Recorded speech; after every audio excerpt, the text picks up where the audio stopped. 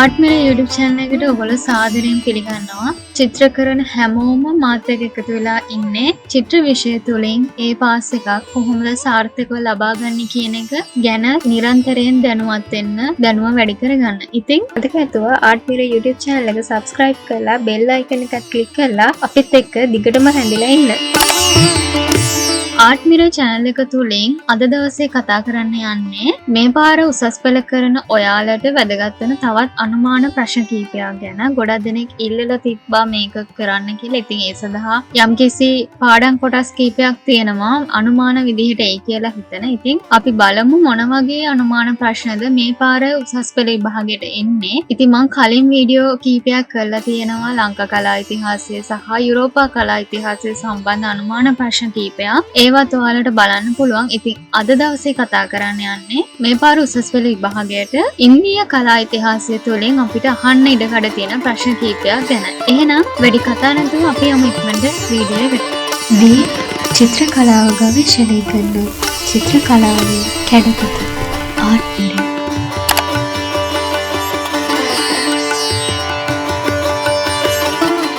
India කලා ඉතිහාසය හා සම්බන්ධව අහන්න තියෙන අනුමාන ප්‍රශ්න කිහිපයක් මම තෝරගෙන තියෙනවා.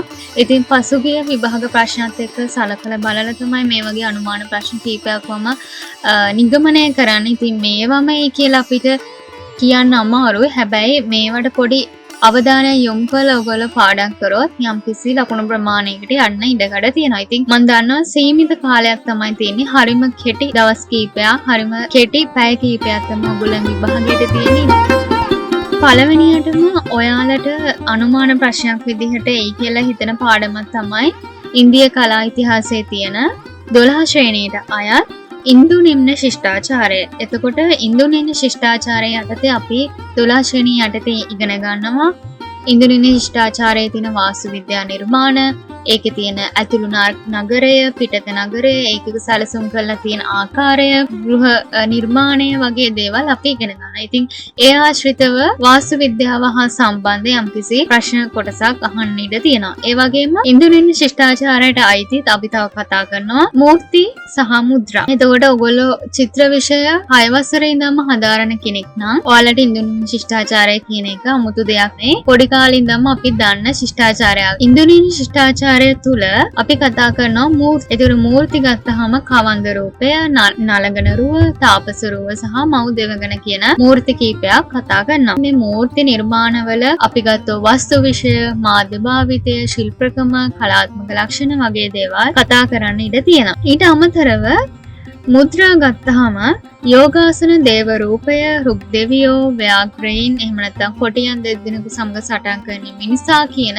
මුද්‍රා කීපයකුත් තියෙනවා. ඉතින් ඒ ආශ්‍රිතව තියෙන තාක්ෂණය, සංකල්ප, ශිල්පක්‍රම, මාධ්‍ය භාවිතය, කලාත්මක ලක්ෂණ පිළිබඳ යම්කිසි සංසන්දනාත්මකව අහන්න ඉඩ තියෙන ප්‍රශ්න කීපයක් අහන්න පුළුවන්. ඉතින් ඒකම ඒ කියලා කියන්න අමාරුයි. හැබැයි ඉන්දු නිම්න ශිෂ්ටාචාරය හා සම්බන්ධව ඔයගොල්ලෝ වැඩි අවධානය යොමු කරලා බලාගත්තොත් හොඳයි කියලා මම හිතනවා.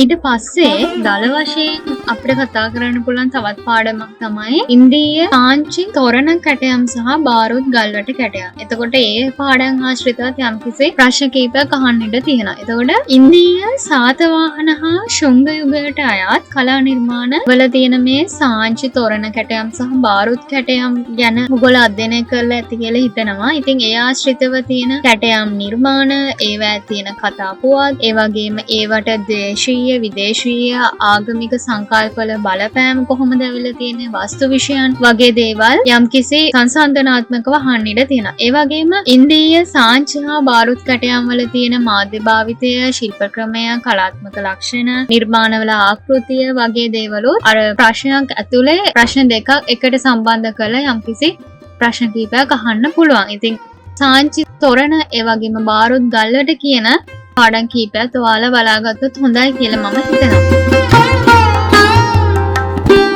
අනිත් කාරණේ තමයි ඔයගොල්ලන්ට තවත් පාඩමක් විදිහට කියන්නේ අනුමාන ප්‍රශ්නයක් විදිහට අහන්න ඉඩ තියෙන තවත් පාඩමක් තමයි පල්ලව කලා සම්ප්‍රදායේ පංච පාණ්ඩ රත දේවාල කියලා අපි ඉගෙන ගන්නවා. අන්නේ පාඩම යටතේ තියෙන ප්‍රශ්න කීපයකුත් අහන්න පුළුවන්. එතකොට පල්ලව කලා සම්ප්‍රදායට අයත් පංච පාණ්ඩ රත දේවාලවල තියෙන පල්ලව කලා සම්ප්‍රදාය තුළ අපි අධ්‍යයනය කරනවා වාස්තු විද්‍යාව සහ කැටයම් කියලා. එතකොට වාස්තු විද්‍යාව තුළ තමයි මේ පංච පාණ්ඩව රත දේවාල ගැන එහෙම නැත්නම් වෙරළේ දේවාලය කියන කොටස් දෙක අධ්‍යයනය කරන්නේ. පංච පාණ්ඩව රත හා වෙරළේ දේවාලය. එහෙම නැත්නම් මාමල්ලවපුරම් කියලා කියනවා. ඒ යටතේ තියෙන වාස්තු විද්‍යාවෙන් තෝරාගත් කැටයමක ශෛලිය, සැලසුම්කරණය, මාධ්‍ය, තාක්ෂණය, ඒ වගේම ආගමික සංකල්පය, බලපෑම, කලා ලක්ෂණ ගැන සමස්තයක් විදිහට සාකච්ඡා කරන වගේ ප්‍රශ්නයක් අහන්න පුළුවන්. ඒතර ඔයගොල්ලෝ බලා ගන්න ඕනි පල්ලව කලා සම්ප්‍රදායට අයත් පංච පාණ්ඩව රත දේවාල සහ වෙරළේ දේවාලය කියන කොටස් දෙක.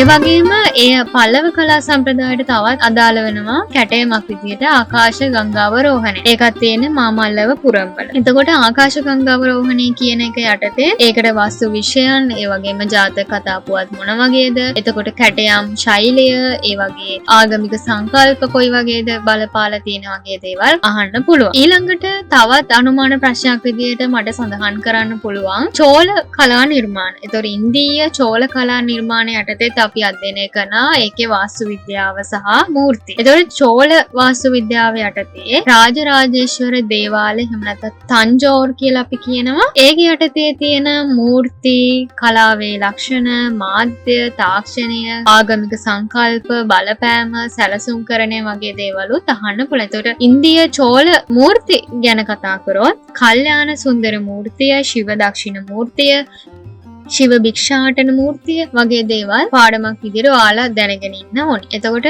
ඒ අධ්‍යයනය කරන පාඩම් යටතේ මෙන්න මේ කොටස් ගැන, ඒ කියන්නේ ඒවැය තියෙන කලාත්මක ලක්ෂණ, මාධ්‍ය භාවිතය, සැලසුම්කරණය, ආගමික සංකල්ප වගේ දේවල් අහන්න පුළුවන්.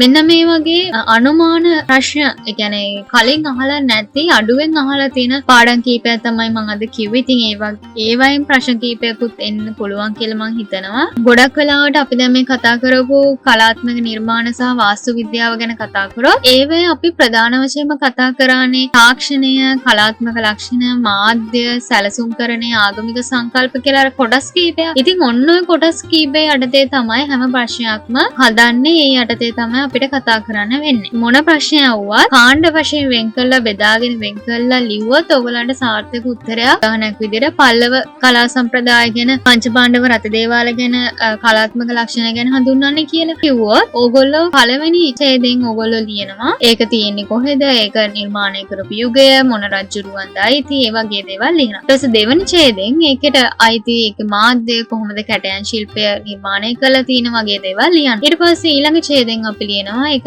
ආගමික බලපෑම් මොන වගේද, ඒ වගේ ජාතක කතා පුවත් බලපාලා තියෙනවද, හින්දු ආගමේ මොන වගේ බලපෑම්ද වෙලා තියෙන්නේ, ඒ වගේද ඒ බලපෑම් යටතේ ඒකේ කලාත්මක අගය කොහොමද වැඩි වෙලා කියලා ඔයගොල්ලෝ ලියන්න. ඊළඟට අවසාන වශයෙන් දැන් අපි ඡේද 4ක් වගේ ලිව්වොත් ප්‍රමාණවත් ලකුණු 15 ප්‍රශ්නෙට අවසාන ඡේදෙදී ඔයාලා ලියන්න පුළුවන් මේ සමස්ත කතා කරපු දේවල් වලින් ඒකේ සැලසුම් කරලා තියෙන දේවල් වලින් කොහොමද පංච පාණ්ඩව රත දේවාල තුනේ අර කලාත්මක ලක්ෂණ කලාත්මක විදිහට පෙන්වන්නේ කියන එක ඔයාලා ලියන්න පුළුවන්. ඉතින් ඒ ලියද්දිත් මම කලින් වීඩියෝ වල නිරන්තරයෙන්ම සඳහන් කරනවා ඔයගොල්ලෝ අනිවාර්යෙන් ප්‍රශ්නෙකට උත්තරයක් ලියද්දි කටුසටහන් අඳින්න අමතක කරන්න එපා. පංච පාණ්ඩව රත දේවාල ගැන ලියද්දි අනිවාර්යෙන්ම ඒ දේවාල එකිනෙකට වෙනස් නේ. එතකොට ඒ දේවාල වල තියෙන එක එක ආකෘතිකමය ලක්ෂණ වල විශේෂතා කොහොමද ඒගොල්ලෝ නිර්මාණය කළා තියෙන්නේ, කැටයම් කොහෙද තියෙන වගේ දේවල් ඊතල දාලා මාක් කරලා ඒ රත දේවාල වලට අදාළව පොඩි පොඩි කටුසටහන් ඇද්දොත් ඔයගලන්ට සාර්ථක උත්තරයක් ලියන්න පුළුවන්. ඒ වගේ තමයි හින්දු නිම්න ශිෂ්ටාචාරය ගැන කතා කරත් ඔයගොල්ලෝ අපි හිතමු කවන්ද රූපය කියලා. ඒ කවන්ද රූපයේ පොඩි කටුසටහනක් පැත්තකින් ඇඳලා තියන්න. ඒ වගේ දේවල් පොඩි පොඩි ක්‍රම පාවිච්චි කරොත් ඔයාලට සාර්ථක ඕනෙම පේපර් එකකට ලකුණක් සාර්ථකව ලබා ගන්න පුළුවන්. ඉතින් ඒක ඉන්දීය කලා ඉතිහාසයට විතරක් නෙමෙයි ලංකා කලා ඉතිහාසය ලියද්දී, යුරෝපා කලා ඉතිහාසය ලියද්දී ඔයාලට ඒක වළංගු වෙනවා.